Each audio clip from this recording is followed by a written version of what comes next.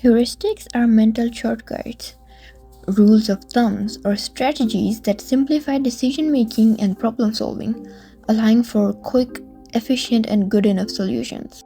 Welcome back. Today we're peeling back the curtain on something you use every single day, yet you probably haven't thought about it. It has a fancy name, heuristics. Now, don't let the name scare you off. It sounds like a complex calculus theorem, but it's actually just the hidden architecture of your brain. It's the art of the mental shortcut. Now, let's dig deeper with examples. Imagine if you had to analyze every single data point before making a move. You'd never leave the house. A heuristic is a quick, practical way to solve a problem. It's not about being perfect. It's about being good enough. Now let's check some examples and some different types of heuristics. Think about your daily routine. Why do you drive the same route to work every day? There might be a faster way, but your brain uses the habit heuristic. It's saving energy by avoiding a new decision. Or think about your last trip to the grocery store. Why did you grab that specific box of detergent if you picked it because you've seen the logo on TV? You just used the familiarity heuristic. If I know it, it's safe.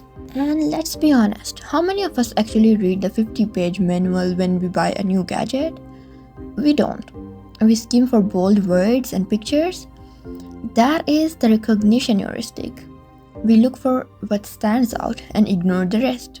These shortcuts don't just apply to things, they apply to people and feelings too. Ever been in a boring meeting that felt like it lasted 3 years? Or a fun dinner that was over in a blink? Your brain is using the affect heuristic. Your emotions are literally distorting your judgment of time. We even use these rules of thumbs to judge each other. If we see someone looking sharp and confident, we automatically assume they are competent.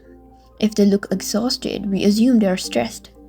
This is the representativeness heuristic. We are matching people to mental templates we have already built. And have you noticed that if you hear a rumor enough times, you start to believe it? That is the fluency heuristic. The easier something is to recall, the more our brain trusts it. Now, this is something marketers love. Marketers love heuristics. They know that when you are looking at a menu or a text spec sheet, you will likely pick the middle-priced option. Why? Because it feels safe, not too cheap to be broken, and not too expensive to be a ripoff. That is the compromise heuristic. Even your quick answers are shortcuts. If I ask you the capital of France, you say Paris instantly. You didn't run a geographic audit of Western Europe. You used the availability heuristic. It's the easiest memory one. And for the procrastinators out there, when you are cleaning for guests and you only scrub the spots they can see, that's satisfying. You are not aiming for perfection, you are aiming for a solution that works for now. There is a deeper story, discovery, and history behind all this. Heuristics aren't just lazy thinking. They are the engines of discovery. The ancient Greeks used them to build the foundation of math. They had two moves. First, analysis, and second, synthesis. Analysis was assuming the problem was already solved and working backward to something they already knew, while synthesis was starting with what they knew and building forward toward the goal. This isn't just history, it's the DNA of modern AI. Before we had the massive raw data models of today, we had expert systems. These programs were designed to diagnose diseases or solve engineering puzzles using compiled insight, informal judgmental rules extracted from human experience. We even use heuristics for our moral compass. While they help us make snap judgments about right and wrong, philosophers and researchers like Sunstein argue we still don't fully understand the acquisition process. We know that we use these moral shortcuts, but we are still figuring out how we learn them. Why does this matter to you?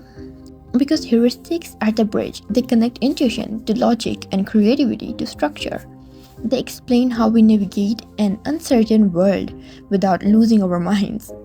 The next time you choose a crowded restaurant because it must be good because it's crowded, or use trial and error to fix a leaky faucet, remember you're using the same mental tool that ancient mathematicians and world class engineers rely on.